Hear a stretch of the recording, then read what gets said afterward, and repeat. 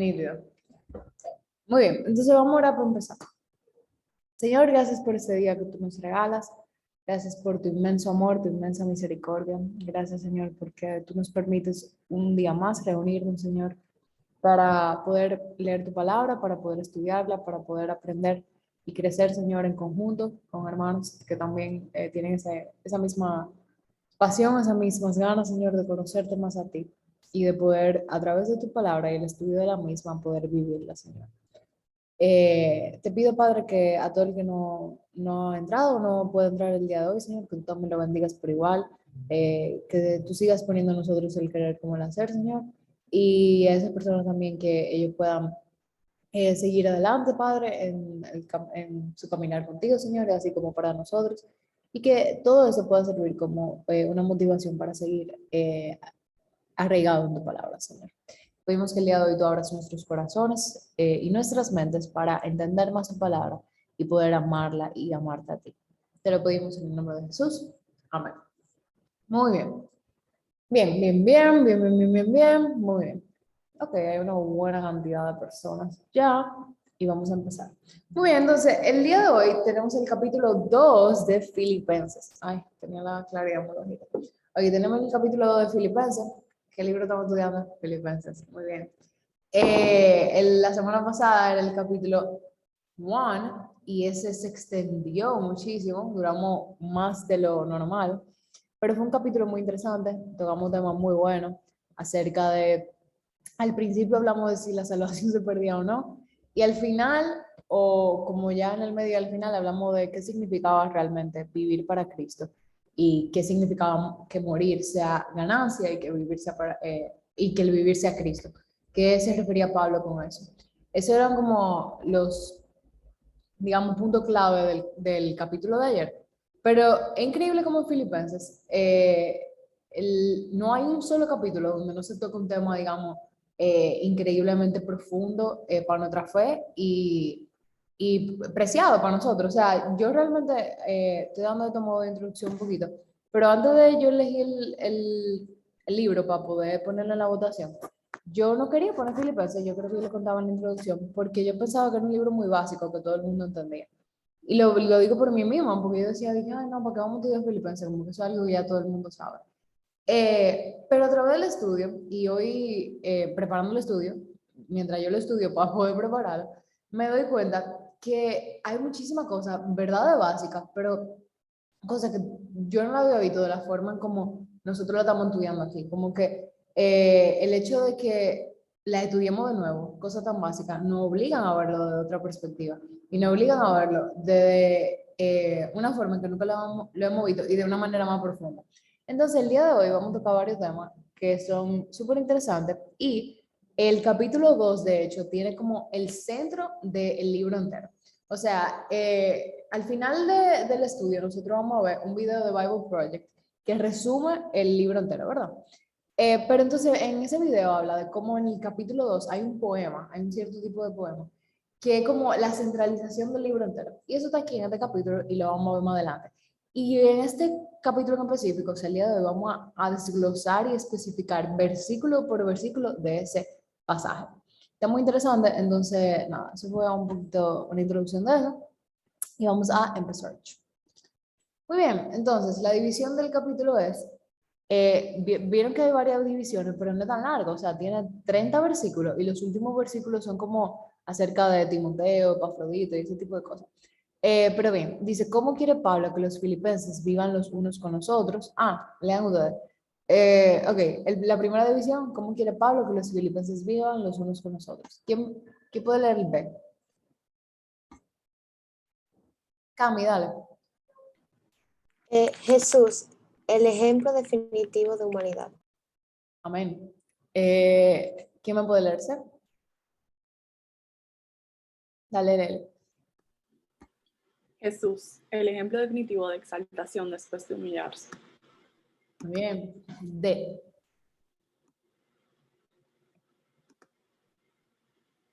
Jemlis. La exhortación de Pablo a los filipenses. Muy bien. Isa. El último. Pablo, Timoteo y Epafrodito.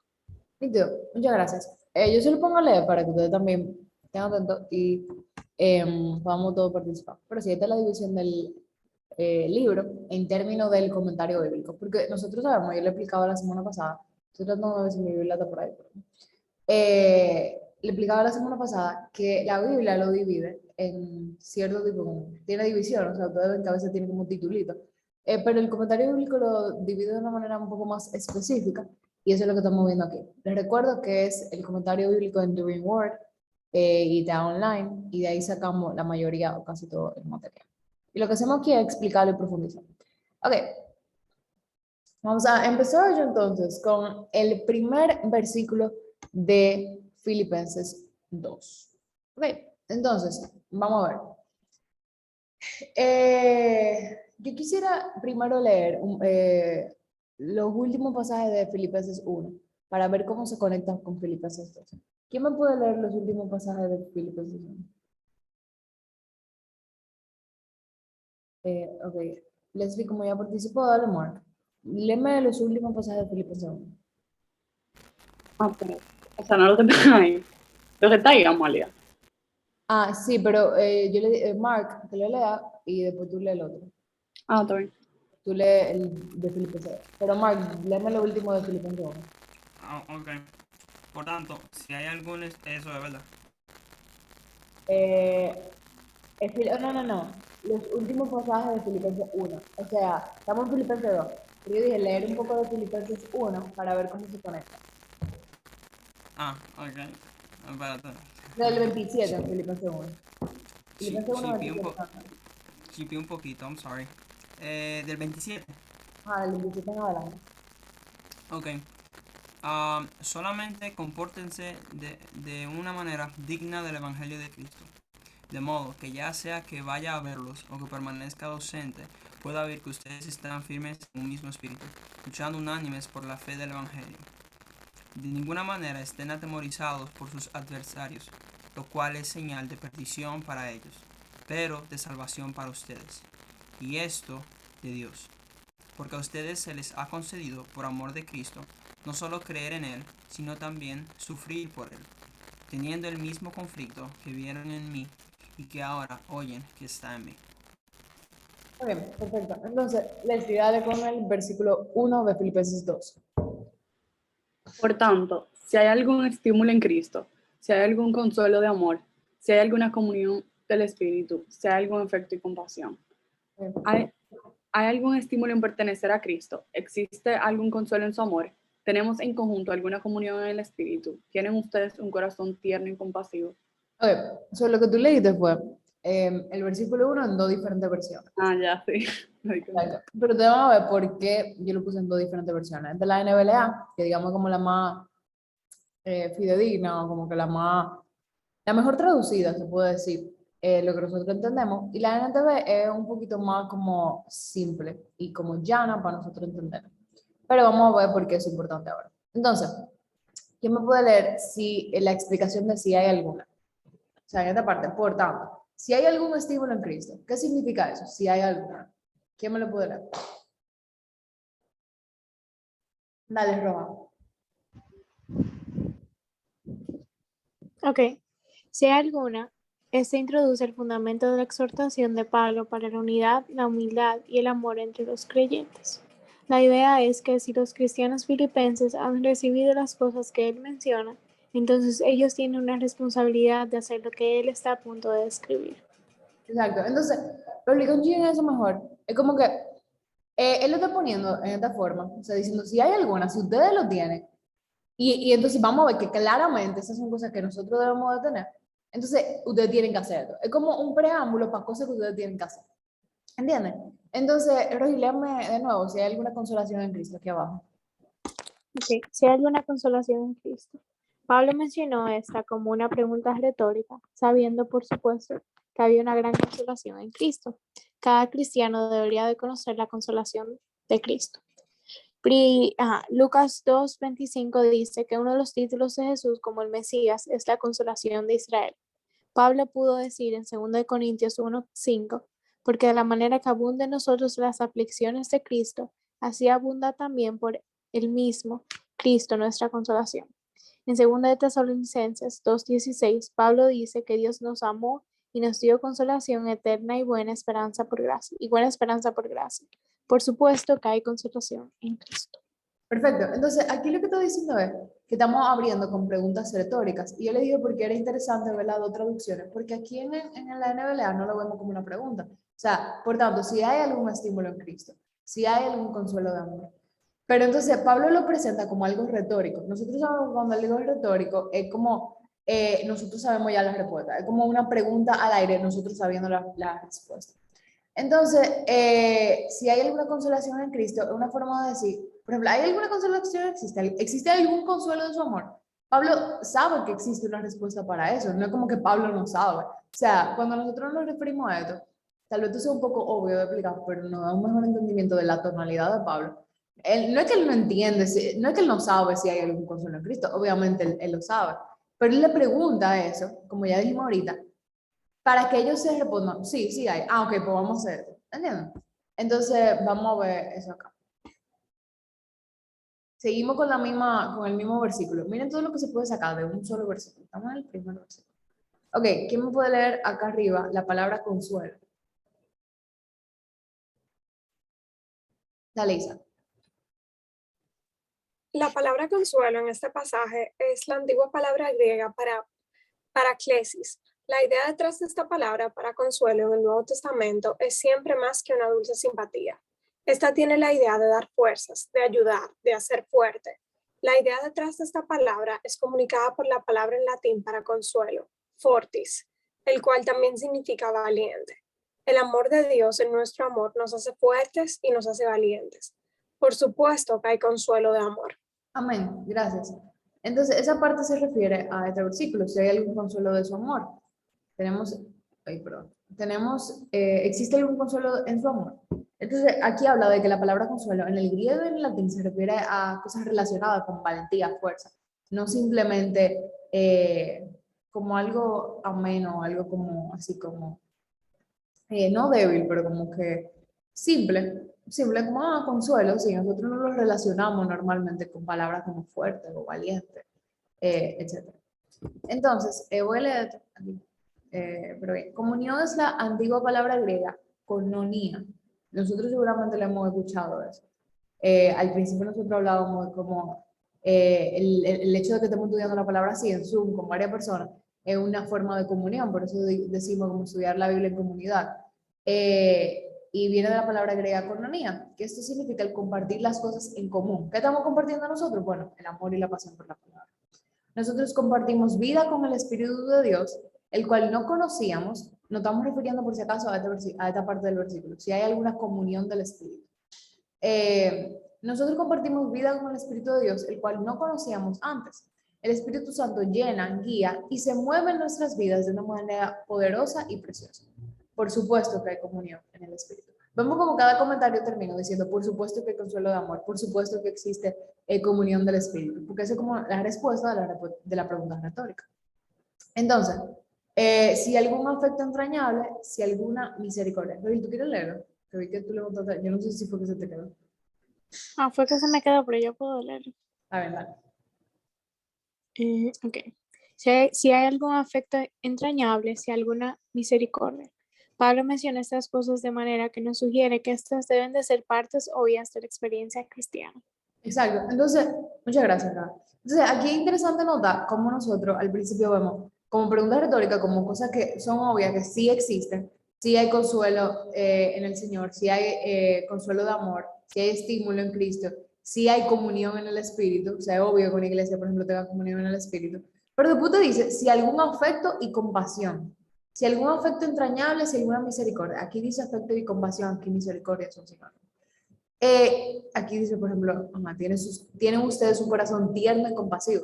Y entonces resulta como que, no extraño, pero resulta interesante como eso sean también cosas requeridas y que vayan como que vayan al lado de cosas como comunión en el espíritu, como consuelo de su amor.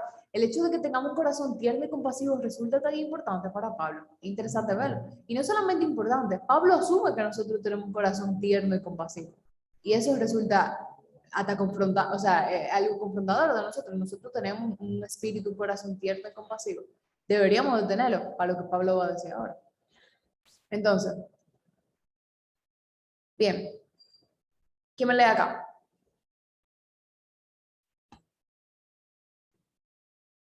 Dale, Leslie. Señor, te pueden participar.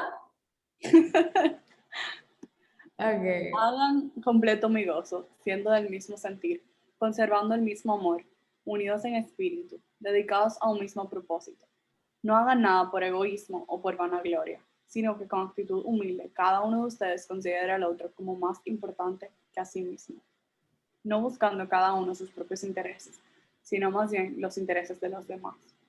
Amén. Muy bien. Entonces aquí, en el del versículo 2 al 4, gracias a Leslie, nosotros vemos los puntos específicos de la exhortación de Pablo para los filipenses en cuanto al amor y la humildad entre los creyentes. Entonces aquí comenzamos, por tanto, si hay algún estímulo en Cristo.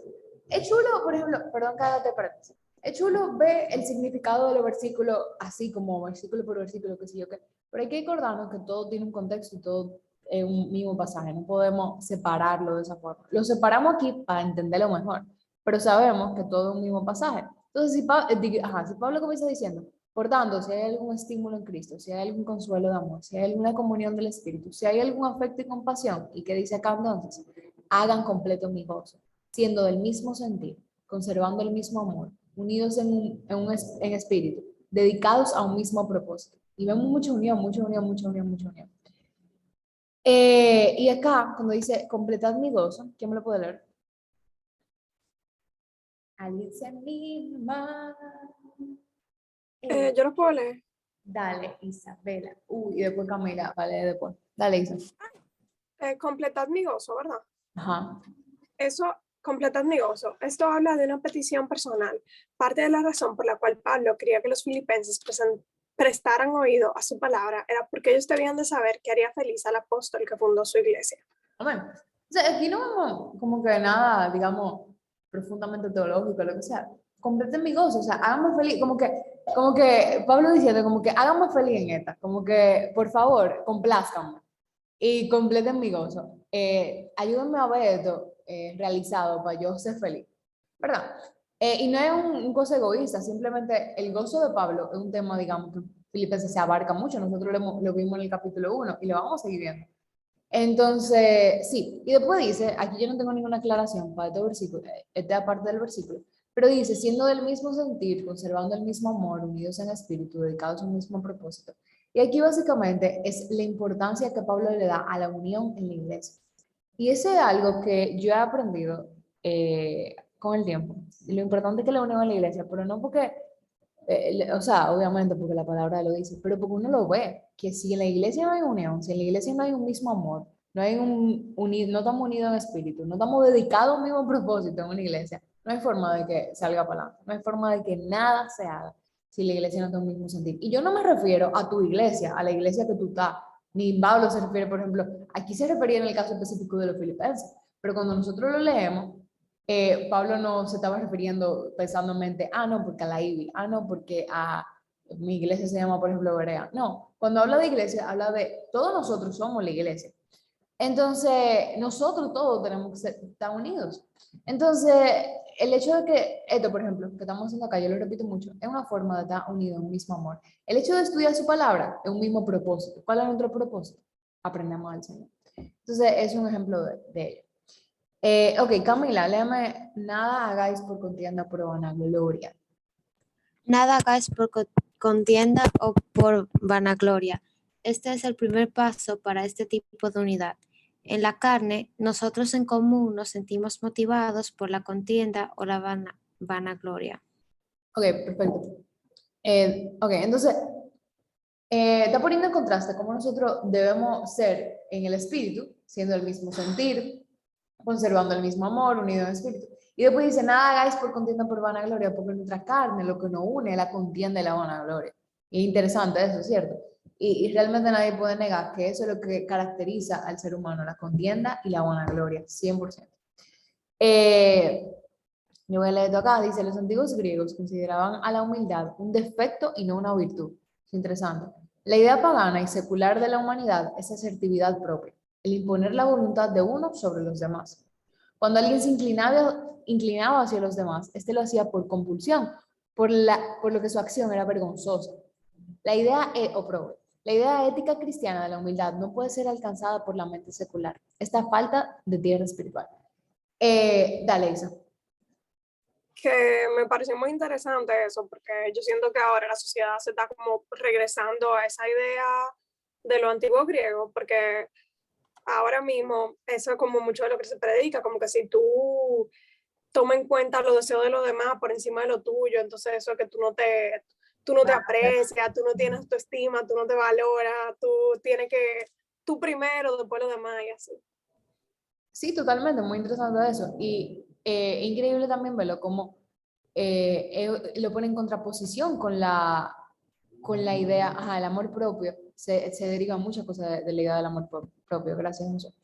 Pero va muy en contra con la idea cristiana y es un mismo concepto visto desde dos perspectivas diferentes.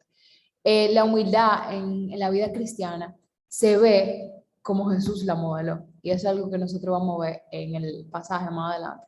Pero aquí la humildad, o sea, no hacer nada por contienda, por vanagloria, no buscando uno sus propios intereses, sino más bien los intereses de los demás, lo que tú decías, Isabela, es literalmente opuesto a lo que nos manda a hacer el mundo hoy en día. Y nosotros somos jóvenes ahora y tal vez es una forma de aplicarlo a nuestra vida y a nuestro entorno, que lo que se nos dice ahora mismo, no pienses en lo demás, ocúpate de ti. Yo de hecho me acuerdo, y si alguien quiere compartir tal vez algo que haya escuchado de esa forma, pero yo me acuerdo que yo vi un post de una página cristiana, señor, que era de que últimamente lo único que me importa es amar a Dios y a mí mismo. Y yo como que, no, eso no suena bien. ¿Por qué? ¿Por qué no suena bien? Porque el hecho de que tú ames a Dios y a ti mismo implica que tú tienes que amar a los demás. O sea, inevitablemente, amar a Dios. ¿Sabes cómo el Señor te dijo que tú lo amabas a Él? Tratando bien a los demás, amando a los demás. ¿Sabes cómo yo sé que tú me amas a mí? Ama a los demás. Entonces, esa idea de que nosotros tenemos que olvidarnos del otro para poder progresar y ser feliz, que qué sé yo qué, es totalmente contraria a la idea de la palabra y lo que Cristo modeló. Y tal vez ustedes pensarán, no, porque en verdad hay mucha gente que no hace mal a nosotros, ama a tus enemigos. O sea, todo lo que nosotros vemos en el mundo, la palabra tiene una respuesta para ello. Dale, Mark. Y después, Quería decir que como la idea de que el cristianismo presenta, o sea, que Dios nos enseña, Jesús, ¿verdad? A través de Jesús, nos enseña acerca de la humildad. Dijo el pastor, que me gustó mucho, es que la humildad, aunque el mundo piensa que te despoja de eso que tú usas como coraza para protegerte, en verdad te protege de tú ser una persona que se encerra en sí misma y te presenta a los demás como una persona abierta, de tal manera que tú no tengas que fingir una doble cara, porque nadie quien quiere en verdad como que vivir una vida totalmente sincera cuando tú sabes que tu corazón es maligno, cuando tú sabes que tu corazón está lleno de pecado y como que, ay, yo no quiero que la gente vea eso. Pero esa humildad es lo que te permite tú abrirte de tal manera que las personas puedan ver quién tú eres de una manera que glorifica al Señor, porque tú estás siendo una persona que no busca sus propios intereses, pero al mismo tiempo como que no está pensando en ti, está pensando en las demás personas y haciéndolo de una manera que sea desinteresada, no de que tú siempre pensando en como que me están mirando, ¿sí? No sé, me van a como que a descubrir o lo que sea, sino que eso te permite ser una persona más como afable, más amable, más, ¿sabes? Como irradiar eso y no ser una persona sumamente ermitaña, lo que sea. Totalmente. Dale, Isa. Yo iba a decir que también yo creo que parte de ese movimiento de poner a los demás después de ti mismo viene de un malentendimiento de lo que es el amor, porque, por ejemplo, tú decías de que, bueno, las personas que nos hacen mal, pero amar a una persona no siempre se ve como teniéndola cerca y teniéndola al lado. Muchas veces el acto de amor más grande que tú puedes hacer por una persona es tomar distancia, incluso para mostrarle como que, mira, esto que tú estás haciendo no está bien, te está alejando de Dios, y si mi cercanía muestra aprobación, pues yo me voy a alejar de ti. Y como que ese amor se puede ver de muchas formas distintas. O sea, qué sé yo, por ejemplo, un ejemplo un poco extremo, pero si tú tienes una pareja que te está dando golpes, el tú mantenerte en esa relación no es una forma de mostrarle amor a esa persona, porque tú estás aprobando de una forma tú estás aprobando y aceptando ese comportamiento, pero el tú separarte de esa persona y el tú alejarte, como que puede ser un wake up call, o como una llamada como de despertarse para esa persona, Claro. decir, ok, esto que estoy haciendo está mal, y me aleja de Dios. Claro, totalmente. Y eso me gustó lo que tú dijiste. También Mark lo que decía de cómo la humildad deja ver quiénes realmente nosotros podemos ser y no como una máscara. Esos spirit bags, yes.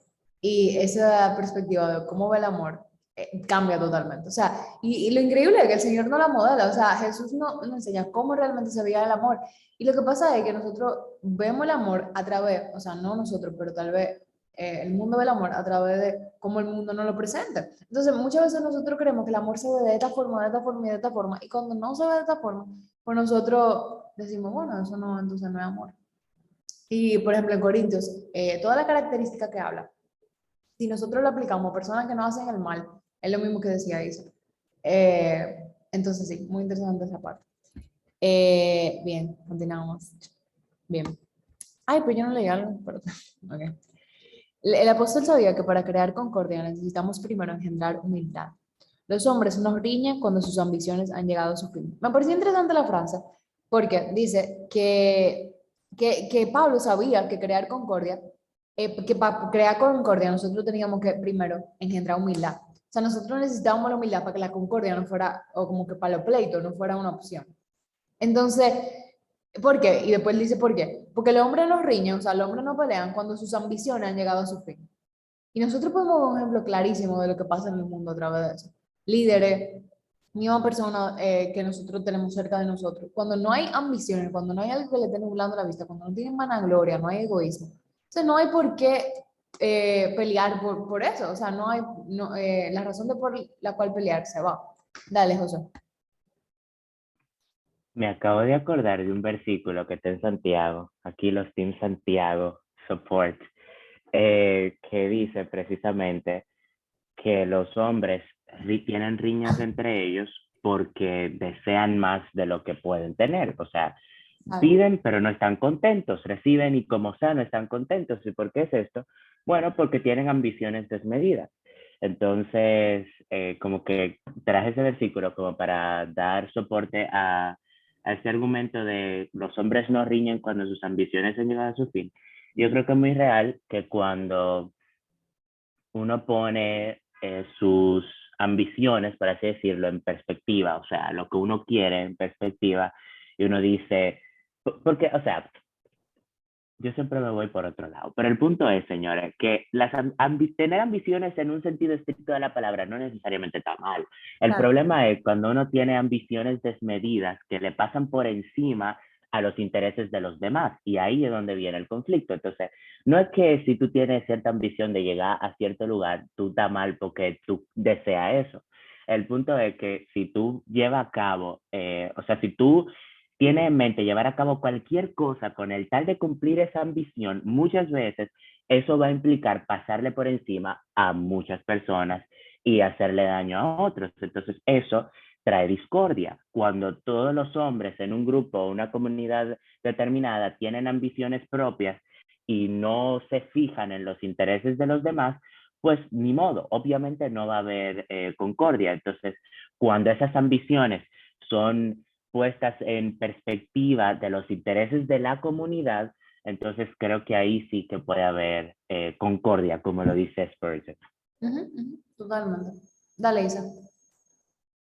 ¿Qué iba a decir? Esto que estoy diciendo no es un ataque al capitalismo ni nada por el estilo, porque incluso, o sea, entiendo que todos los sistemas tienen cosas positivas y negativas, pero yo creo que para nosotros, como crecimos dentro de un sistema capitalista, a veces nos da trabajo no ser sobreambiciosos, porque yo creo que crecemos como en un sistema que nos dice, ok, quiérelo todo y busca todo, y si todos individualmente tratamos de adquirir el éxito, pues entonces todos vamos a estar bien, y eso va a ser lo que va a hacer que la sociedad funcione. Pero a veces yo creo que esos sistemas nos llevan a pasarle encima a las personas y a tratar a las personas como medios y para adquirir nuestras metas y todo eso, y como que pensar solo en lo que yo quiero y mi interés, y eso es un poco peligroso.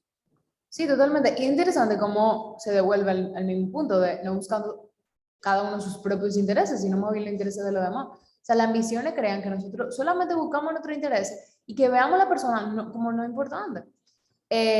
Alexa dice, el problema es muchas veces la definición de éxito. Tiende a solo asociarse con lo material. Totalmente, o sea, eso es totalmente cierto. Bien, yo no sabía que íbamos a abundar tanto en este versículo, interesante, por eso es chulo hablar de la palabra. Ojo. Hay una frase de C.S. Lewis, porque no lo voy a dejar de mencionar en ninguna reunión, obviamente, que significa, que dice, que acerca de la humildad. La humildad no es pensar que eres menos, es pensar menos sobre ti. Y eso te cambia totalmente la perspectiva del amor, la secta, wow, la perspectiva del amor propio.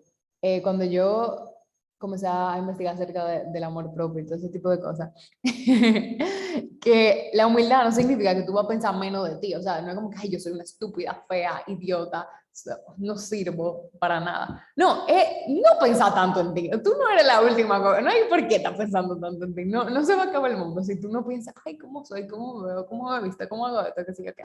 Entonces de eso se trata la verdadera humildad, no pensar tanto en nosotros, pensamos en los otros, que es lo que está diciendo acá el versículo, pero no menos, o sea, no hay que pensar mal de nosotros, sino pensar menos en nosotros. Y ya. Pero sí, es una pequeña simple frase para ejemplificar la humildad. Vamos a continuar, porque si no, no acabamos mucho. Ok, este es un pequeño paréntesis de lo que viene ahora. Muchos tienen a Filipenses 2, 5 al 11, lo que le hablaba ahorita, como un himno de la iglesia primitiva, el cual Pablo incorporó a esta carta. Algunos comentaristas han ido tan lejos que han sugerido arreglos de estrofas y verbos al himno. O sea, la gente le comenzó a añadir cosas porque, wow, qué lindo himno. Esto es posible, o sea, no a la Biblia, sino comentaristas, comentarios, no se confundan, obvio. Eso es posible, pero no es una conclusión necesaria. Pablo era capaz de un escrito tan inspirador y poético en sí mismo, por ejemplo, 1 Corintios 3.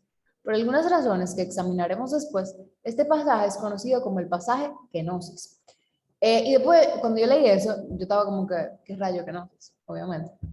Entonces decía que la palabra kenosis viene del griego kenosis, ¿no? Y significa renuncia voluntaria de Jesucristo, de ciertos atributos divinos con el fin de experimentar el sufrimiento humano. Esa es la definición de kenosis. Y aquí yo dejo un link de Card Questions, que se lo voy a pasar ahorita por el grupo, que extiende más en la definición de kenosis. O sea, obviamente es una extensión. Yo lo puedo poner por el chat. Vaciarse, exacto. Sí, pero hay que tener cuidado con vaciarse. Y lo vamos a ver ahora por qué hay que tener cuidado con vaciarse.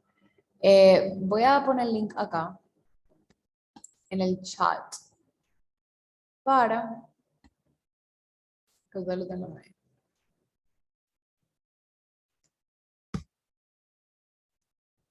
Vaciarse puede ser una definición como, digamos, simple y llana, como que no es vaciarse, pero tenemos que expandir en esa definición porque abre hasta doctrinas que son antibíblicas. Y vamos a ver por qué ahora. Ok. Entonces vamos a leer el pasaje completo del 5 al 11 para después analizarlo versículo por versículo. Dale, Pri. Haya pues en ustedes esta actitud que hubo también en Cristo Jesús, el cual, aunque existía en forma de Dios, no consideró el ser igual a Dios como algo a que aferrarse, sino que se despojó a sí mismo, tomando forma de siervo, haciéndose semejante a los hombres, y hallándose en forma de hombre, se humilló él mismo, haciéndose obediente hasta la muerte, y muerte de cruz, por lo cual Dios también lo exaltó hasta lo sumo, y le confirió el nombre que es sobre todo nombre, para que al nombre de Jesús se doble toda rodilla de los que están en el cielo, y en la tierra y debajo de la tierra, y toda lengua confiese que Jesucristo es Señor, para gloria de Dios Padre.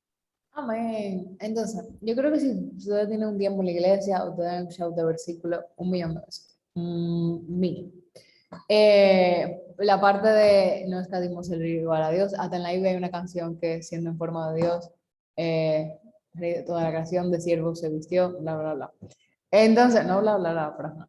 Entonces, nosotros hemos escuchado de todo muchísimas veces, y esto es lo que se le llama el pasaje de kenosis, porque estamos viendo que el Señor se despoja, se vacía, de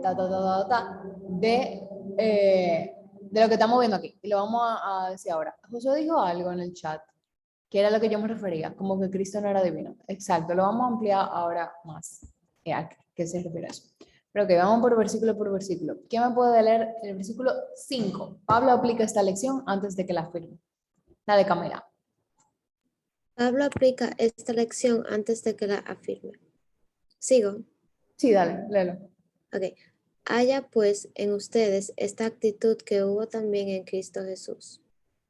Lee la otra versión. Ok. La actitud de ustedes debe ser como la de Cristo Jesús. Ok, perfecto. Entonces, gracias, Camila. Entonces, ustedes ven como lo mismo. Haya pues en ustedes esta actitud que hubo también en Cristo Jesús. Pero aquí como más directo. La actitud de ustedes debe ser como la de Cristo Jesús. Esta es la actitud que ustedes tienen que tener. Entonces, ¿qué se refiere a eso? Pablo describía con detalles maravillosos para nosotros el sentir de Jesús en los siguientes versos. Pero aquí, antes de que él describa el sentir de Jesús, él nos dice lo que debemos de hacer con la información. Es muy sencillo para nosotros el leer la siguiente descripción de Jesús y admirarla desde la distancia. Dios quiere que estemos admirados, pero también es algo a lo cual nosotros debemos entrar e imitar. Y esa parte yo creo que es la clave de la aplicación del pasaje. O sea, porque nosotros podemos decir, wow, que sí, que hermoso, el Señor se despojó, se hizo hombre y hizo toda la cosa por nosotros, qué sé yo qué. Pero es interesantísimo, como Pablo comienza diciendo, esta es la actitud que ustedes tienen que tener. Esta es la actitud que ustedes deben de tener, ¿verdad? Y sí, o sea, normalmente lo que nosotros hacemos es mirarlo desde una distancia, nosotros no pensamos en que nosotros tenemos que tener todo eso que dice el pasaje que el Señor también hizo. Y ajá, y dice, haya pues en vosotros este sentir, significa que es algo que nosotros podemos elegir, o sea, algo que nosotros tenemos como que, nosotros podemos elegir tener ese sentir que hubo también en Cristo. Recuerden que este sentir es algo que se da de parte de Dios. Eso es como un trabajo en conjunto. Primero de Corintios 2:16 dice que nosotros tenemos la mente de Cristo. Pero dejemos que este sentir sea algo el cual nos muestre un camino que debemos elegir. Debemos dejar que así sea. Suena como como un poco de trabalengua, pero nosotros lo vamos a ver ejemplificado ahora. Entonces, sabemos que Pablo comienza diciendo que es una actitud que nosotros debemos tener. ¿El qué? Que es una actitud que nosotros debemos tener. Vamos a leerlo ahora. Versículo 6. Estamos desglosándolo. No el versículo 6 ni siquiera, el versículo 6a. La parte A del versículo. ¿Quién me lo puede leer?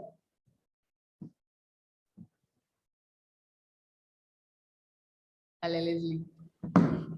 Jesús estaba en forma de Dios, el cual, aunque existía en forma de Dios.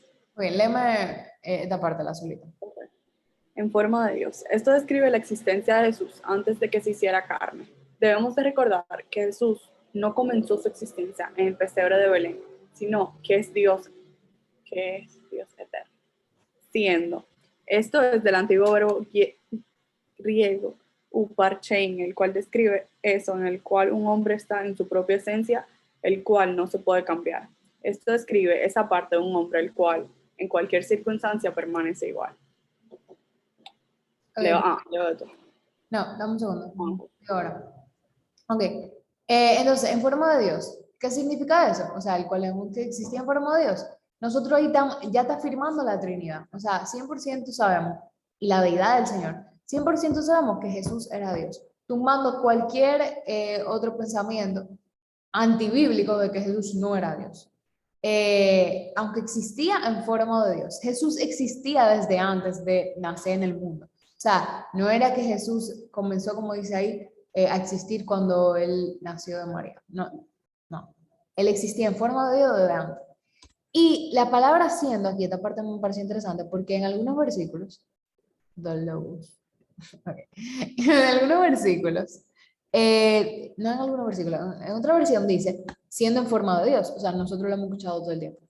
Aquí en esta versión dice, aunque existía en forma de Dios, pero normalmente, siendo en forma de Dios, y siendo en el antiguo griego, bla, bla, bla, describe eso en el cual un hombre está en su propia esencia. O sea, algo parte de su esencia. Siendo significa aquí algo de su esencia.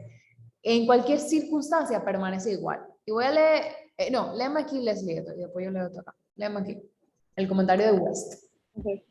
Pablo, al utilizar la palabra griega traducida, haciendo ser, informa a sus lectores griegos que la posesión de la esencia divina de nuestro Señor no dejó de ser un hecho cuando Él vino a la tierra para asumir la forma humana.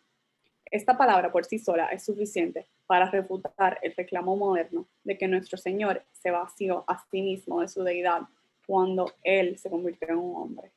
Perfecto, muy bien. Entonces, ¿por qué decíamos ahorita que equiparar kenosis con vaciar era un poco peligroso? Porque existe un reclamo moderno de que el Señor se vació de su deidad, o sea, de que Él dejó de ser Dios cuando Él se hizo hombre, que Él se vació de Dios y entonces se hizo hombre. Dale, José. Que es un tema muy interesante y muy controversial. Y discrepo con el autor de esa frase. Eso no es un tema moderno, es un tema viejísimo. Y sí es cierto que trae mucha controversia porque cuando empezamos a analizar a Cristo como, por ejemplo, si vamos a Hebreos, y hay un verso muy conocido que dice que no tenemos un sumo sacerdote que no pueda compadecerse de nosotros, sino uno que fue tentado en todo conforme a nuestra semejanza, pero sin pecado. Entonces tú dices, ok, Dios, o sea, Jesús fue tentado en todo. Sí, pero él era Dios, no podía pecar. Y entonces como que sale que tu problema, que tú te quedas de que, sí, pero yo me voy a identificar con un ser humano, entre comillas, que era Dios, o sea, por su naturaleza divina, él no podía pecar. Entonces, como que este tipo de reclamo, yo creo que no es, o sea, no son, perdón, como inventado o de que por ser rebelde. Yo creo que es muy normal que una persona agarre y lea hebreo y después diga sí, pero ¿cómo así? Y que tú te quedes de que, Dios, explícame esto aquí. Entonces, es un tanto lioso y yo creo que ahí hay un misterio. O sea, yo creo que la Biblia tiene muchas cosas que tú puedes dar una aplicación hasta un punto. Entonces, por ejemplo, aquí se trata un término que, ay Dios mío, ¿cómo se llama? No me acuerdo ahora, pero hay un término ahí que define la unión de la naturaleza divina con la naturaleza humana en Jesús. Y ahí está toda una explicación teológica que nos podemos meter ahí fundimos hasta mañana. Pero el punto es que siempre hay como que muchas explicaciones para ciertos temas, pero hay un punto como que no hay más. O sea, yo no sé cómo explicarlo, pero es como que hay un punto de misterio que aunque tú puedas entender lo más que tú puedas, siempre va a haber como eso mismo, Esther. Gracias, unión hipostática. Tú vas a tener ese puntito que es como, sí, pero, pero ajá, ya. Sí, no, totalmente. Que es algo que realmente uno nunca lo llega a entender por completo. Dale, Igor. Nada, yo así que, como decía Josué, que tampoco eso es algo como que esa cuestionante, no una cuestionante de que es súper radical en el sentido de que yo misma, al otro día le estaba diciendo a Josué que yo me he estado cuestionando muchísimo la divinidad de Jesús recientemente, porque yo me estaba leyendo los evangelios, los sinópticos, o sea, Mateo, Marcos y Lucas, y yo sentía como que Jesús en ningún lado decía que él era Dios, y yo lo buscaba así, pero ¿y dónde es que él lo va a decir? Y en verdad es muy estresante, y yo pienso que o sea, sí, después cuando uno empieza a leer la carta de Pablo y todo eso, hay más y el Evangelio de Juan, hay más afirmación de su deidad, pero que realmente no es tan, como que hay veces que llega un momento en que uno está, bueno, ¿será verdad esto que nosotros estamos creyendo? Porque... Claro, ese me parece interesante que tú hayas dicho eso por dos cosas. Primero, yo no estoy con esto, yo no quiero decir como que, ay, qué estúpida la persona que crea que Jesús no es Dios. No. Estoy diciendo que un pensamiento antibíblico porque estamos leyendo la Biblia y no dice que era Dios. Pero no estoy diciendo que salió de la nada.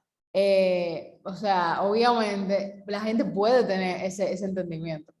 Pero cuando tú dijiste lo del Evangelio, el Evangelio sinóptico, es interesante porque nosotros vemos como, y tal vez todo lo que ustedes sepan, y yo, por ejemplo, yo he hablado con Leslie hace mucho de esto, que como los evangelios están escritos desde una perspectiva, o sea, enseñando al Señor como diferente persona. O sea, Mateo habla de Jesús, perdón, Mateo habla de Jesús como rey, Marcos habla de Jesús como, creo que es siervo, no lo voy a decir en orden, pero ok, un evangelio habla de Jesús como rey, un evangelio habla de Jesús como siervo, un evangelio habla de Jesús como hombre y Juan habla de Jesús como Dios.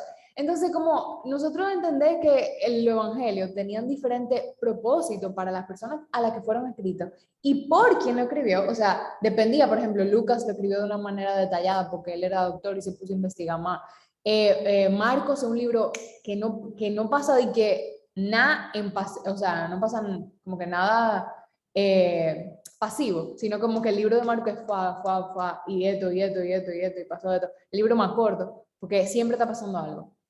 Y entonces entender que los evangelios hablan de Jesús en diferentes perspectivas y de diferentes formas. No dicen que, o sea, no te estoy diciendo a ti quizá, pero es un entendimiento que uno tiene cuando lee la Biblia, sino como que, a modo general, verlo de esa manera nos ayuda a entender la humanidad del Señor, cómo era tan perfecta, o sea, una humanidad tan perfecta que tenía que ser el Señor, o sea, que tenía que ser Dios. O sea, un ser humano tan perfecto que la misma perfección da evidencia de su deidad, porque no hay un humano que es perfecto. Entonces, nosotros vemos la humanidad del Señor en los evangelios, pero una humanidad perfecta que nosotros nunca vamos a llegar a ese tipo de humanidad. Entonces, es interesante verlo de esa forma también. Están hablando mucho en el chat, vamos a leer. O sea, ¿verdad? Ok, espérate. Eso es Juan. No lo dice directamente. Ajá. Eso no es un sinóptico. Juan 8:51. Pero es como una referencia directa, exacto. Básicamente, Dios es todo, pero en uno. Yes, Trinidad. Isa está hablando de los otros tres evangelios. Juan literalmente es para mostrar a Jesús como Dios, o su deidad. More so. Los otros tres no. Sí, pero como me refiero a los sinópticos, que me resulta difícil ver que Jesús se autoproclama Dios en él. Sí, yo entiendo lo que dice. Dale. No, no soy hereje, creo en la deidad de Dios. No soy hereje, O sea, no soy judía. o sea, Hanukkah, no vamos a celebrar el Hanukkah, ¿ok? Dale, Josué. Yo no soy hereje. Dale, Josué. Iba a decir, pero perdón, lo que pasó fue que vino mami y se nos fue la idea. Era algo de Jesús. Señores, bueno, Alexa, dale. Si yo me acuerdo, hablo después. Dale. Estilo Leslie. Dale, dale. Yo no quiero hacer todo un análisis porque yo entiendo, como dicen ustedes, que es un tema profundo analizar. Claro, aquí todos sabemos que Jesús es Dios, nadie está negando eso, pero algo que menciona Isabela, como ella tratando de decir, no, señores, espérense, yo no soy tal cosa por querer saber más sobre esto o incluso porque me llegan dudas.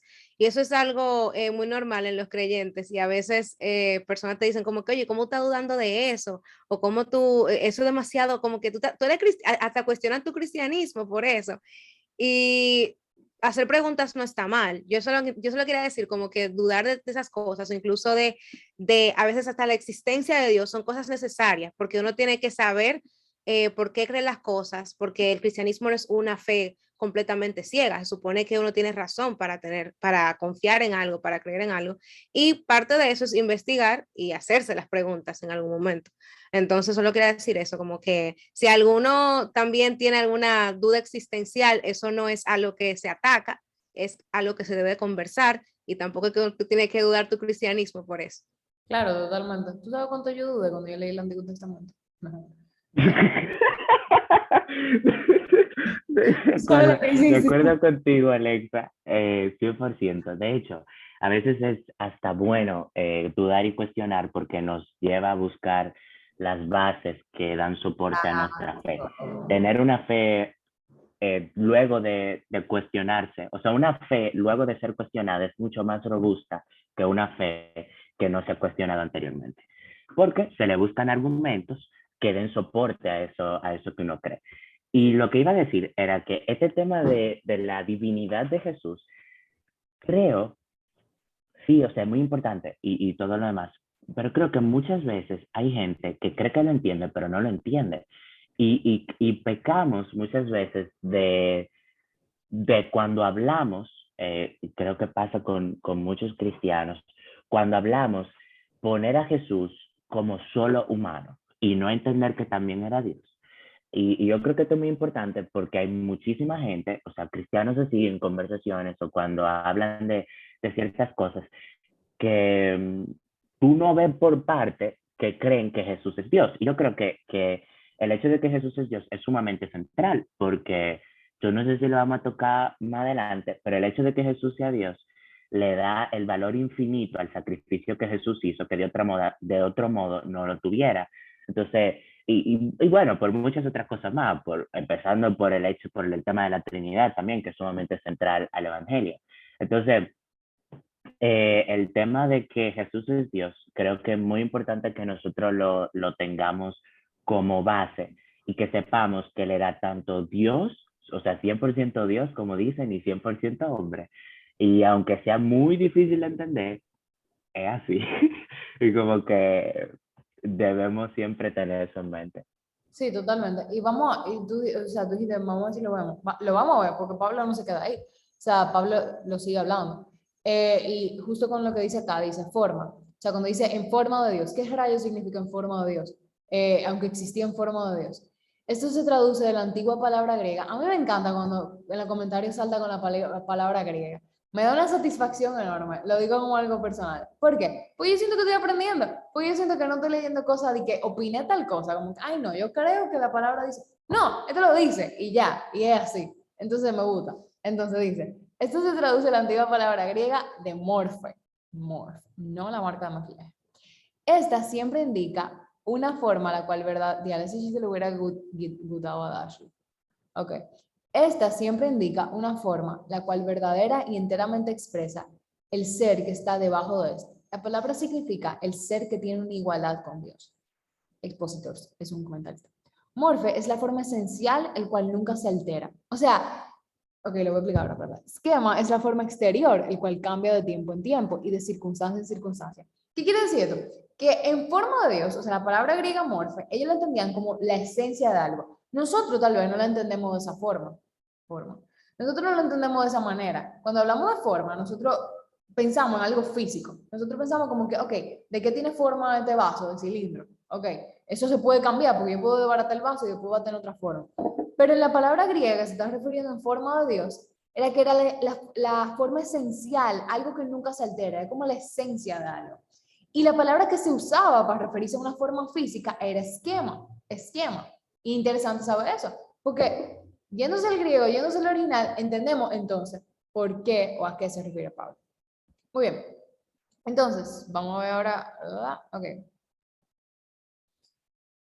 B, 6B, ¿quién me lo lee? Rápido, estamos tarde. Camila. Jesús no se adhirió a los privilegios de la deidad. No consideró el ser igual a Dios como algo a que aferrarse. Muy bien, muy bien. Exacto, no consideró el ser igual a Dios como algo a que aferrarse. Entonces aquí entra el debate de entonces Jesús era Dios, Jesús no era Dios. Si no consideró igual a Dios como algo a que aferrarse, ¿qué significa que él era Dios? Sino que se despojó a sí mismo. Ajá, este otro versículo. Okay. No consideró el ser igual a Dios como algo que aferrarse. ¿Qué significa eso? Los antiguos griegos en esta frase tienen la idea de algo que está siendo agarrado o algo que se está aferrado. Jesús no se ¿quién la puso? Okay, ya. Jesús no se aferró a las prerrogativas o privilegios de la deidad. Él no se aferró, ahí te en cuenta, él no se aferró a los privilegios o a lo que, digamos, prerrogativa, como que a lo que conllevaba la deidad, ¿verdad? El ser igual a Dios no era de que Jesús estaba intentando lograr ser igual al Padre. Él lo tenía y decidió no aferrarse a él. La divina naturaleza de Jesús no era algo que él tenía que buscar o adquirir, sino que él ya lo tenía. Y entonces vamos a ver un poquito más de eso en esta explicación. El 7, Leslie, el 7. Jesús se despojó a sí mismo, sino que se despojó a sí mismo, tomando forma de siervo, haciéndose semejante a los hombres. Entonces vamos a exponer, sino que se despojó a sí mismo. Ok, es la parte de kenosis, la parte de vaciarse, la parte de qué significa despojarse a sí mismo. La traducción más común y bien conocida de esto es que él se vació a sí mismo, lo que decía Sturge. De la antigua palabra griega despojar, kenosis, vino la idea de que Jesús encarnado era esencialmente que él se vació, pero su condescendencia era libre y sin restricciones con el consentimiento de su Padre. El Hijo del Altísimo puede, en su propio placer, mostrar o eclipsar su propia luminosidad gloriosa. en su propio placer, luminosidad gloriosa, suprimir o dejar salir su plenitud, exaltarse o humillarse con respecto a nosotros. Y esta otra frase lo define mejor. Aún como rey, al dejar de lado las prendas de su realeza y al ponerse el hábito de una profesión, mientras todo el tiempo él no dejó de cesar de ser un rey o el altísimo de sus propios dominios. O sea, imagínense un rey que él se quite su bata, se baje de su trono, deje su palacio, pero él no deja de ser un rey, ¿cierto? O sea, él va a seguir siendo un rey. Nadie le va a quitar que él sea un rey porque él se quitó su ropa y se bajó del trono, ¿verdad? Lo mismo pasa con el Señor. Cuando dice que se despojó a sí mismo o sea, no consideró el ser igual a Dios como algo que aferrarse, sino que se despojó a sí mismo. No significa que él se vació de la deidad, sino que él se despojó, se quitó eso que conllevaba, o sea, él está en el cielo, él tiene esa gloria luminosa que nadie lo pudiera ver. ¿Entienden? Eso es lo que significa. Y esa como que metáfora del rey lo ejemplifica. Dale, José. Perdón que estoy hablando mucho, ya me voy a limitar a partir de ahora porque esto se va a hacer muy largo. Pero escuchando este ejemplo, esta metáfora del rey, se me vino a la mente otro aspecto, y es que el rey, quitándose todo lo que lo identificaba ante la gente como rey, lo hacía ahora, a los ojos de todos, una persona común, a menos que tuviera una relación directa y que creyera en lo que el rey dijera. O sea, imagínense que hay un rey en un palacio, ustedes saben que el rey está ahí, pero ustedes no lo conocen, o sea, ustedes nada más saben que está ahí y ustedes imaginan la ropa de un rey. Entonces, ustedes saben que si ustedes ven a ese rey con esa ropa, a una persona con esa ropa, significa que es el rey. Pero si de repente esa persona se quita esa ropa y sale por la calle así como un cualquiera, nadie lo va a identificar como rey, a menos que teniendo una relación directa crea, porque, obviamente le dará evidencia, pero tiene que creer en la palabra y la evidencia que él le dé de que él es verdaderamente el rey. Y yo creo que eso pasó con Jesús. Como que él se quitó todo esto que lo identificaba como rey, y como nadie le había visto, él se rebajó a un nivel de ser semejante a los hombres. Creo que eso está aquí mismo, Pensé que lo había adelantado, pero no, eso está aquí mismo. Haciéndose semejante a los hombres, de modo tal que los hombres no le reconocían como rey, porque él estaba como cualquiera. O sea, como él estaba andando como cualquiera, él también se despojó del reconocimiento y la adoración que conllevaba ser Dios. Y eso es otra cosa que es como que para nosotros, o sea, tal vez viéndolo desde aquí, es como que, pero en verdad, imagínate tener la gloria de Dios, a venir así un cualquiera que nadie te conoce y te desprecian, te escupen encima, como que tú eres un puerco, siendo tú Dios y lo puedes matar ahí mismo. Eso está fuerte. Sí, totalmente. Y eso exactamente lo que tú dices, es lo que estamos refiriendo. Vamos a leer lo que dice Alexa. Jesús les dijo, de cierto os digo, antes de que Abraham fuese, yo soy. Aunque no lo dice de manera directa, ese es uno de los versículos que me confirma que Jesús sí se refirió a su divinidad de forma indirecta. Los judíos conocían yo soy como el nombre de Dios, y cualquiera que utilizara ese nombre era tildado de blasfemo y apedreado por lo que implicaba. Totalmente, Alexa. Nosotros vemos pequeños hints de cómo Jesús se refirió. Yo soy solo significaba a Dios en el Antiguo Testamento. Isa dice, sí, eso es muy útil cuando leemos los evangelios. A veces nos sentimos como sorprendidos de que los judíos no creían, pero es que era difícil de creer. Quizás yo no me lo hubiese creído. Es cierto, o sea, tal vez nosotros en ese mismo tiempo, no lo hubiésemos creído. Uno nunca sabe, pero sí, gracias al Señor que sí creemos. Amén. Ok, tal bien cabe destacar que algunos atributos él los limitó, no necesariamente despojó completamente, omnisciencia, porque él sabía lo que pensaban los fariseos. Hay un versículo, yo me acuerdo, gracias Esther, que habla de cómo él les responde a los pensamientos de la persona. Yo no me acuerdo en qué parte está eso, pero claramente eso no está indicando que Jesús era brujo. O sea, digo yo, pero sí, para poner en palabras llanas. Pero sí, es muy interesante ver esos pequeños como hints. Y señores, los milagros, o sea, los milagros, nadie ha hecho milagros. Nosotros... No, paréntesis, porque él podía ser profeta. Eliseo escuchaba lo que pasaba en el palacio del rey enemigo. O sea, y él sabía y aconsejaba al rey de Israel de lo que está pasando ahí. Entonces, por eso, o sea, como que dando soporte a lo que decía Isabela, de que era difícil de creer, o sea, era muy fácil creer que era un profeta. Cuando tú estás hablando con la mujer samaritana no le dice al principio, después sí, pero al principio no le dice, oh, tú eres el hijo de Dios porque tú sabes lo que yo estoy pensando. No, ella le dice, oh, tú eres un profeta Sí, porque sí. tú sabes lo que yo estoy pensando. O sea que, ok, puede ser que él, pero no creo que él haya tenido, o sea, él limitó, ¿verdad?, ciertos atributos, pero igual, como que siendo un profeta, él podía saber en cierto momento determinado lo que cierta persona estaba pensando. Sí, es cierto, es cierto. Dale, Alexa. Gracias, Josué.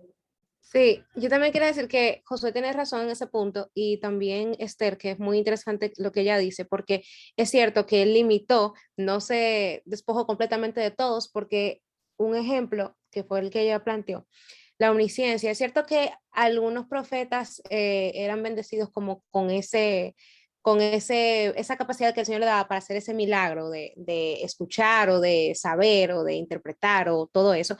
Sin embargo, yo creo que también hay milagros que Jesús hizo que la gente al verlos, obviamente tenía que, o bueno, no creía porque no todos tenían los ojos abiertos. No quiero entrar en el tema de la predestinación y todo eso, no quiero hablar sobre eso, pero es cierto que milagros como por ejemplo levantar muertos, no es algo que tú veías de que, por ejemplo, no, un brujo vino y levantó un muerto, o un profeta vino y resucitó a alguien.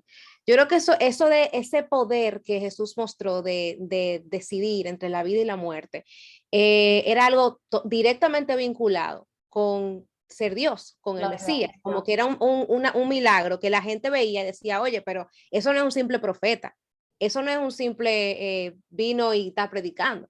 Se supone que esos son milagros que se pueden asociar con el Mesías. Y también, otra cosa que quería decir es que es cierto que por las fachas de Jesús y la forma en que él vivió, la forma en que el pueblo lo conocía, principalmente en la ciudad de donde él vino, que vieron cómo crecía y todo, era difícil de creer porque ellos estaban esperando un rey que viniera en gloria.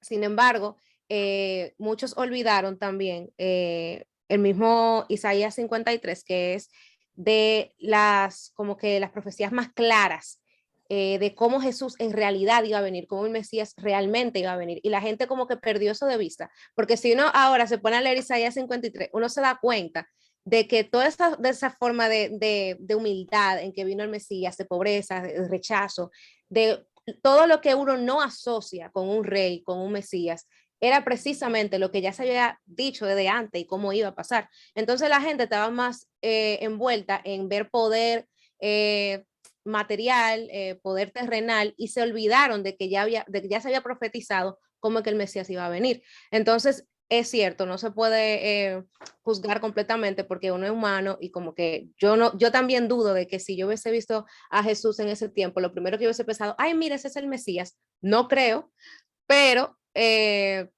también hay que como que entender que así como muchos no creyeron por eso, también hubieron muchos que creyeron también porque sabían que era posible por las profecías que ya se habían dicho, aunque también es una realidad que lamentablemente el pueblo de Israel no estaba totalmente expuesto al Viejo Testamento en ese tiempo. O sea, eran solo los fariseos que se dedicaban a predicar la palabra, a explicarles, entonces no eran personas que estaban totalmente expuestas a los escritos.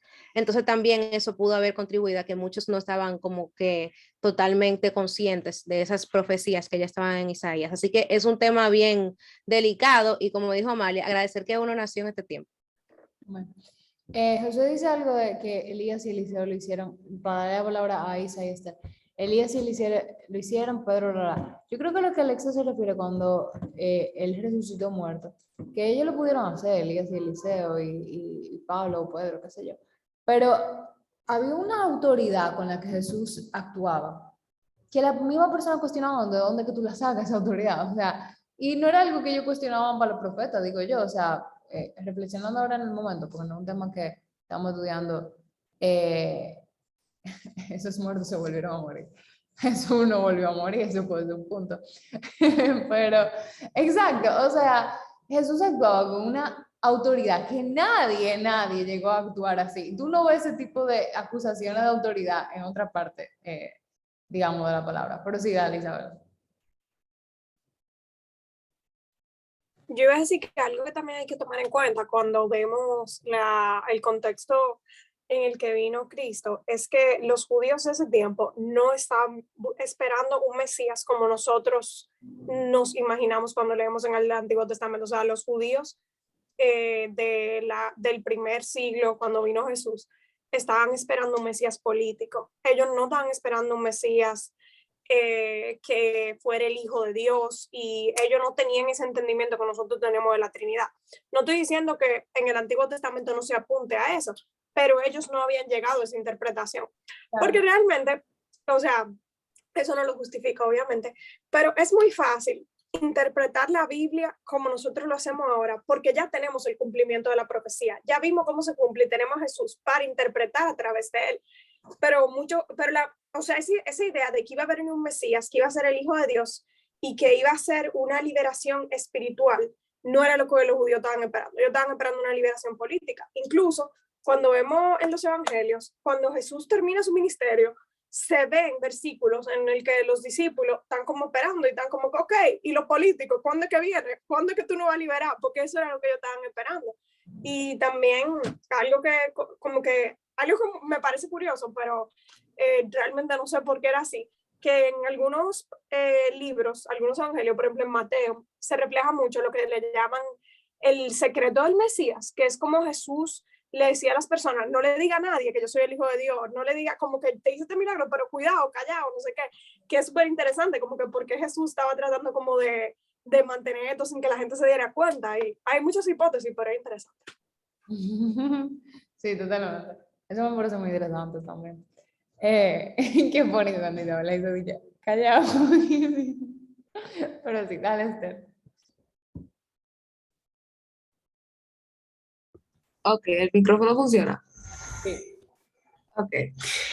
Lo que yo voy a decir se sale un poco de la línea de conversación que están teniendo actualmente, pero del término kenosis, el vaciarse, cuando estaba leyendo sobre el tema, hablaba que, como decía María, eso como que no lo engloba completamente, por lo que yo decía ahorita, que hay muchas cosas que él tuvo que limitar. Y una de las cosas que más me llamó la atención de las cosas que él tuvo que limitar era básicamente la divinidad. Él no se pudo haber vaciado completamente de la divinidad, porque en dado caso de que él se hubiera vaciado completamente de la divinidad, como que el sacrificio de la cruz hubiera sido lo que es, porque el factor de la divinidad que tenía Jesucristo fue lo que hizo posible que se pagaran todos los pecados de toda la humanidad, como que es de todo el tiempo. Exactamente, o sea, ok, o sea, sí, o sea, es un concepto de que si Jesús hubiera vaciado de la divinidad, no tendría sentido que él muriera, para que un hombre cualquiera me va a estar muriendo por mí, o sea, ¿qué me importa que tal fulano muera por mí? Si él me dio, pues ¿para qué? O sea, no tiene sentido. Pero yes, vamos a seguir. Señores, yo no sé si partir en dos, porque ni la otra vez estábamos tan tarde, y En vamos verdad, esto va a haber que partirlo. vamos por el versículo 6. Entonces, vamos a partirlo en dos, vamos a llegar hasta las 10:30. 10:30. Perdón, Okay. 10:30. Bien, 10:30 y quedamos de ahí porque son 30 versículos y vamos por el 6. Jaja, ok. Muy bien. Jesús se despojó así, pero señores, no crean que yo estoy aquí ya por eso. Me encanta que participen, sigan participando. Así es que debe ser. Ok. Y vamos a tener nuestro primero parte 1 y parte 2. Ah, so exciting, I know. Bien, entonces, vamos ahora con, aquí estamos hablando y discutiendo la idea, sino que se despojó a sí mismo. Pero ahora el versículo dice, tomando forma de siervo, haciéndose semejante a los hombres. Vamos a ver qué significa eso. Jesús se despojó a sí mismo, aquí bla. Forma de siervo, haciéndose semejante a los hombres. Tomando forma de siervo, esto describe cómo Jesús se despojó. Entonces, aquí interesante, porque te dice, Jesús se despojó, ¿verdad? Pero no es de la divinidad. Él te dice cómo fue que él se despojó. Él se despojó siendo siervo. Eso, porque en el cielo no se ve de la misma forma un siervo que como tú lo puedes ver una persona encarnada. Esto describe cómo Jesús se despojó a sí mismo. Aunque él tomó la forma de siervo, Jesús no se despojó a sí mismo de su deidad o de ninguno de sus atributos o de su igualdad con Dios. Él se despojó a sí mismo en la forma de un siervo. no meramente en forma de un hombre. Y entonces aquí, tomando, que hace alusión a forma de siervo, haciéndose, pero en otra traducción sería tomando, entonces saben. La antigua palabra griega, labón, no implica un intercambio, sino una adición. Yo creo que es el key como de todo lo que hemos hablado. Cuando dice forma de siervo, siendo semejante a los hombres, tomando forma de siervo, aquí está la palabra tomando, perdón. Se despojó a sí mismo tomando forma de siervo. Aquí habla, la palabra griega hace alusión a una adición. Era algo como que se añadía a su naturaleza. No fue un intercambio. No fue como que, ok, yo te doy Dios, tú me das hombre. Era que yo soy Dios y más hombre. Y entonces aquí sacamos la idea popular, yo creo, de 100% Dios, 100% hombre. Que era como una adición a lo que él ya era. Hechos semejantes a los hombres. Esto aún más describe cómo Jesús se despojó a sí mismo. Aún más, sigue, continúa. Forma de siervo, semejante a los hombres. Podemos pensar de alguien, el cual es un siervo, pero no semejante a los hombres. Los ángeles, por ejemplo, son siervos, pero no son semejantes a los hombres. Es interesante aquí, ¿verdad? La palabra de semejante aquí se puede referir simplemente a la apariencia externa de algo, algo que se asemeja a algo. Mientras Jesús poseía la apariencia externa de la humanidad, la forma exterior reflejaba su verdadera humanidad, la cual fue añadida a su deidad. Era como que, tal vez no esté bíblicamente 100% awkward, pero lo voy a explicar de manera de ilustración. Josué, dame un segundo, espérate. Este Dios, ¿verdad? Esto va a ser un poco extraño. Pero este Dios, y Dios se hace Jesús. Él es hombre, ¿verdad? Pero ¿qué pasa? Él es Dios, ¿verdad? Entonces, ¿cómo tú lo vas a ver? Tienes que verlo. Entonces, él se hace hombre. Entonces, esto de aquí afuera, el hombre. Este es el hombre, ¿verdad? Esto de aquí afuera el hombre. Este es como la apariencia, la semejanza del hombre. Y aquí adentro, sigue siendo Dios, no se ha ido, no sé, no fue como que... Yo estoy como en una escuela dominical, señor, ustedes son gente grande, ustedes entendieron la ilustración. Pero a mí me gusta ser ilustrativa, soy una persona visual. Gracias, Leslie. Dale, José. Pero, Amalia. Eso me contradice. No. No, Voy a usar primero ¿tú me una quieres frase que decir me gusta hereje? No mucho. importa. Me puedes No, espérate, no. Para nada. Voy a decir, pero, y voy a usar una frase que me gusta mucho y es que las analogías o las metáforas, ¿verdad? Las ilustraciones no son perfectas. No. Y esto abre un gran debate.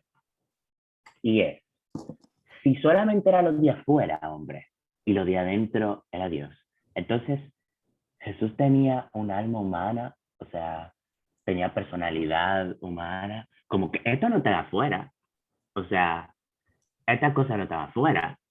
Entonces... Es que cuando hablo de la mejor expresión que se ha visto, yo la del coaching. Muy bien. Eso, yo diría, respondería a tu alegación en contra de mi exposición muy chula con un papelito.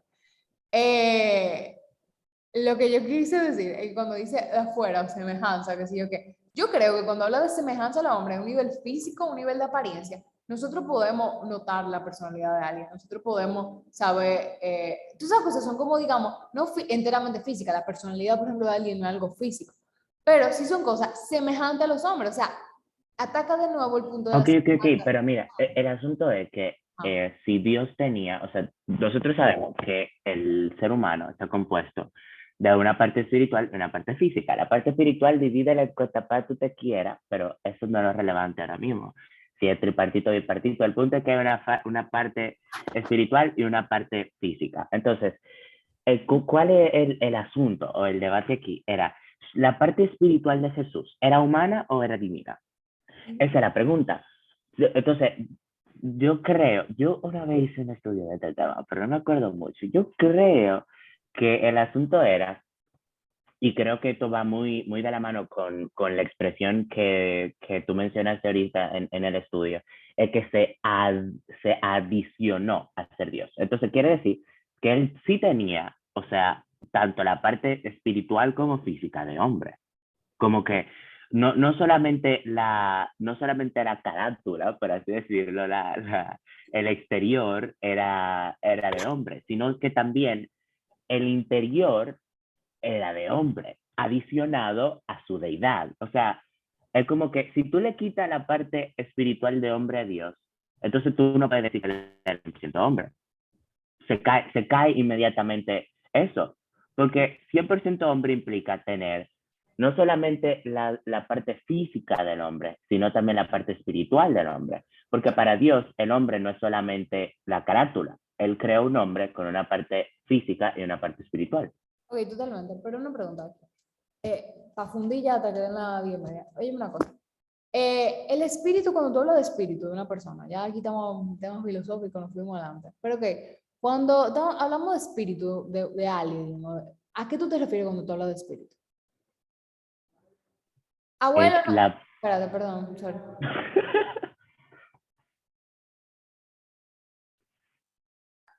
Sorry. Ok, ¿a qué tú te refieres cuando tú hablas de espíritu? Es la parte que no se ve, que da vida al ser humano, que cuando sale del cuerpo del ser humano no tiene vida, es la parte que se puede conectar con Dios, o sea, es donde está también todo el tema del, digamos, que es parte y parte, por así decirlo, porque sabemos, o sea, ¿por qué digo parte y parte? Sabemos que hay reacciones biológicas que conocemos como emociones, y también está el tema cerebral con el neocórtex ahí, que es lo que nos da la capacidad de razonar. Pero creo que el ancla de estas cosas, o sea, más allá de las emociones, porque las emociones son momentáneas reacciones, pero los sentimientos, que ya es un asunto cognitivo perdón, señores, yo estudio psicología, perdónenme si me voy ahí en términos muy cosas, pero cognitivo es como asunto de la mente, procesamiento de información.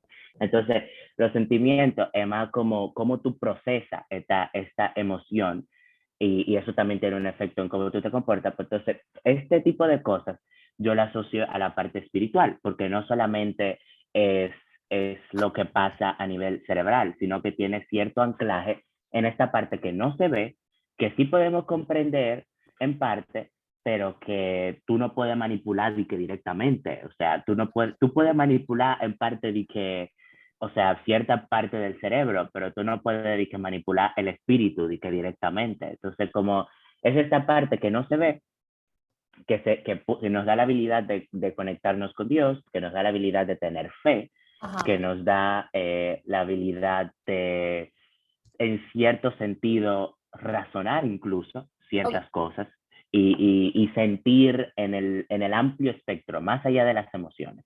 Perfecto, perfectísimo. Ahora, una pregunta retórica o no sé. Dios, el Dios que conocemos, ¿no tiene todo eso que tú acabas de mencionar? O sea, digamos, Dios no siente, Dios no tiene personalidad, Dios no... El espíritu... Claro que siente, ama, pero no siente como el ser humano. Está bien, perfectamente. Es el asunto. Te lo acepto. Si Entonces... si Jesús tenía el espíritu de Dios en vez del espíritu del hombre, él iba a sentir como Dios, no como hombre. No sé si me voy a entender. Sí, yo te entiendo totalmente. Lo que yo estoy diciendo acá es que me dio una sola pérdida. Vamos a no extender en este punto, pero lo que yo trataba de hablar con Josué era que el espíritu que tenía Dios, o Jesús o lo que sea, podía ser el espíritu de Dios fácilmente, porque Dios tiene todas las cosas que mencionamos que se asemejan a una persona, pero de manera perfecta. O sea, Él tiene amor, Él tiene justicia, Él tiene sentimiento de dolor, todas esas cosas, pero de manera, digamos, perfecta, tal vez. Eso ya es suponiendo. Dale, Isabel.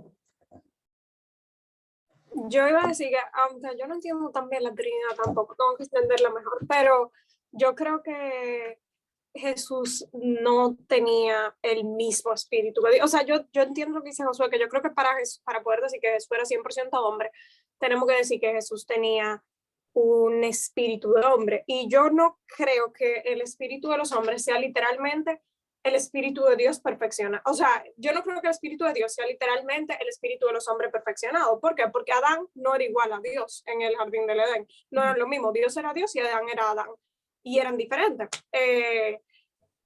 Nosotros fuimos creados como o sea, a imagen de Dios, así que sí hay similitudes, pero, por ejemplo, Dios no es un Dios pasional. Dios no es un Dios que se arrepiente de las cosas que hace. Dios no es un Dios que siente y que cambia y cambiante y cosas así. Y yo creo que como que en Jesús nosotros vemos más esos despliegues de emociones humanas, como uno ve antes de la crucifixión, que él está pidiendo a Dios, mira Dios, por favor, si tú quieres, sácame de esto, él estaba ansioso, él estaba atemorizado, y eso no son sentimientos que no vemos en Dios. Dios no siente temor. Y yo creo que eso muestra que Jesús tenía un espíritu distinto, un espíritu humano, pero que ellos compartían esencia, o sea, ellos compartían esencia divina, pero pero eran diferentes personas. Y Perfecto. algo rápido, Ajá. que para, por si acaso alguien dice, y que no, porque Jesús dice que, digo, Dios dice que él se arrepintió de haber creado al hombre, Génesis 6. Bueno, señores, ustedes saben que la Biblia se usa muchas figuras para, para conectar con el ser humano, ¿verdad? Entonces cuando Dios dice de que, y se arrepintió de crear al hombre, no fue que él no tenía eso pensado y de repente vino el hombre y se volvió tan malo que Dios dijo, di que no, hay que acabar con esta raza porque esto se me salió de las manos. O sea, evidentemente, si creemos en un Dios perfecto y omnisciente, también tenemos que creer que Él en su plan tenía diseñado y tenía, sabía de antemano de que esa depravación, o sea, pongo el ejemplo de Génesis 6, pero ocurre en más parte de la Biblia, en los profetas lo vemos muchísimo.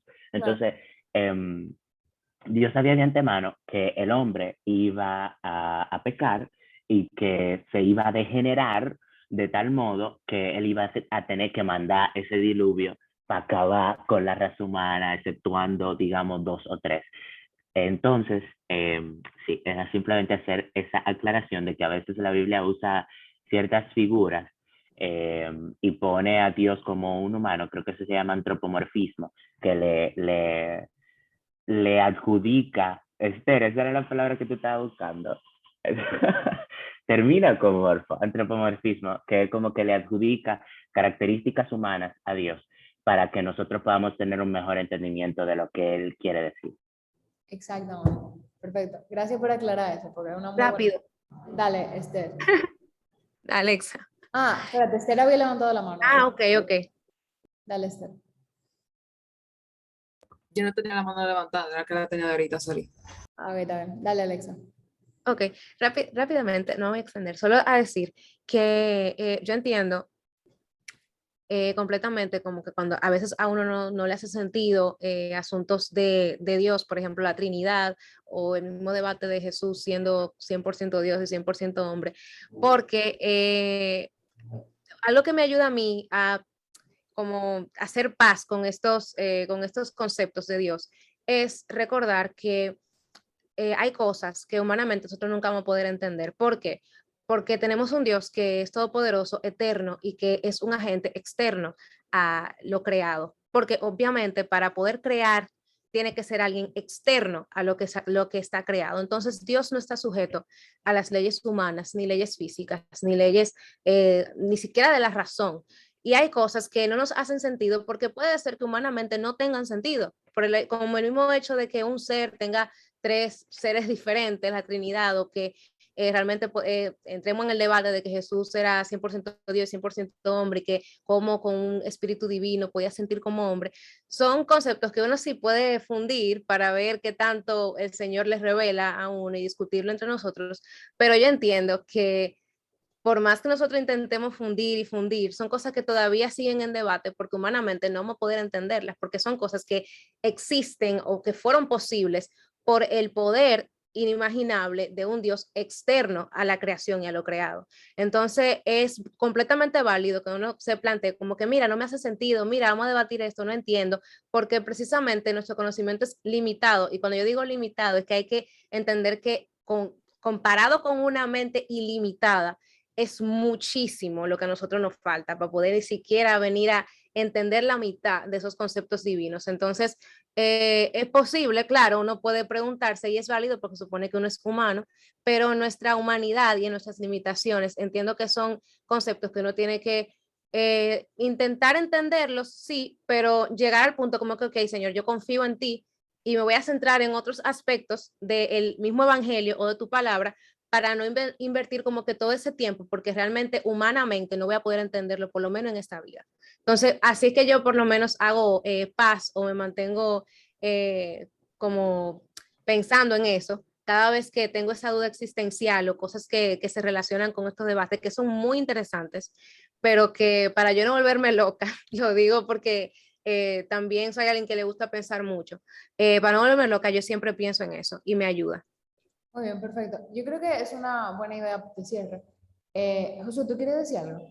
Sí, yo quería añadir a lo que dijo Alexa en la idea de cierre, o sea, de que ya, no voy a volver a hablar más después de ahora, Ajá, para ajá. los que se han cansado de mi voz. En fin, añadiendo a lo que dijo Alexa, es precisamente que un Dios infinito, si cupiera en su totalidad en una mente finita, pues no sería infinito. Y claro, hay que reconocer en humildad, y creo que aquí es donde entra esta característica de la cual hablamos hoy. Ah, mira, vaya, conectando esta característica de la cual hablamos hoy. Admitir en humildad que no podremos contener a Dios. No podremos contener a Dios. Sin embargo, esta humildad también tiene que venir con un entendimiento de que debemos buscar activamente tener la máxima comprensión posible de quién es Dios, porque teniendo la máxima comprensión posible de quién es Dios, también podemos tener la mejor de las relaciones con Dios. Entonces, creo que esa es una idea de cierre ahí, añadiendo lo que dijo Alex. Te Perfecto. dejo, Amalia. Bueno, totalmente, gracias por decir eso. Que a mí me encanta la idea de que, ya para cerrar, si fuera, hay una frase que me acordó lo que dijo Alexa, que es de Evelyn Underhill, que dice, si fuera Dios lo suficientemente pequeño como para ser entendido, entonces no sería lo suficientemente grande como para ser adorado. Me gusta mucho la frase y me pone en perspectiva mucho cuál es el Dios al que nosotros servimos. O sea, el hecho de que nosotros debatamos por horas y que haya debate y que haya confusiones y que yo no lo puedo entender, es una muestra de lo grande que es el Señor, que yo no lo puedo entender, gloria a Dios que yo no lo puedo entender. Ahora, eso no significa que nosotros seamos pasivos en nuestro entendimiento de la palabra. Nosotros, lo que estamos haciendo aquí es una muestra de que no somos pasivos en nuestro entendimiento de la palabra. Queremos entender más, queremos buscar más de Él, aunque nunca vayamos a poder hacerlo. Y yo creo que la insatisfacción de que nunca podremos entenderlo en su totalidad nos da como el empuje para seguir buscando. Porque nunca lo vamos a entender en su totalidad, pero siempre hoy entendemos algo más que ayer. Siempre hoy sabemos un chisme más de lo que sabemos ayer. Y eso de esperanza. Entonces sí, vamos a cerrar con eso. Y vamos a orar, señores, a las 10:30. Y por primera vez, a las 10:30 llegamos al versículo 7. Entonces, nada, un aplauso. Literalmente lo que dice Esther en la frase. Entonces, nada, vamos a orar. ¿Quién quiere orar el día de hoy? Dale, Isa. Qué linda. Muy bien. Esta es la parte 1 de Filipenses 2. Dale, Isa. Ok. Dios Padre, gracias por este día, gracias porque nos pudimos reunir hoy para estudiar tu palabra y estar juntos en comunidad, como dice Filipenses, Señor. Señor, ayúdanos a crecer en humildad para buscar más de ti y entenderte más y poder convivir con nuestros hermanos en Cristo. Ayúdanos a poner tus deseos por encima de los nuestros y poner el bienestar de los demás por encima de nuestro bienestar. Y danos energía para continuar con nuestra semana y para seguir buscando de ti. También, Señor, abre los ojos de las personas que nos rodean, que todavía no te conocen, y danos esperanza para seguir orando por esas personas que amamos. En el nombre de Jesús, amén. Amén. Yay. Amén. Gloria a Dios, aleluya. Uf. Muchas gracias. Gracias. Entonces, bueno, como nosotros sabemos, yo siempre digo, bueno, el próximo reunión va a ser tal capítulo. Próxima reunión, seguimos. Ahí creo que le di para atrás. Pero nada, ya saben, versículo 7 todavía. Ajá, 7 en adelante, 8. Vamos a seguir la próxima reunión. Cuídense, bye. Bye. Bye. Bye.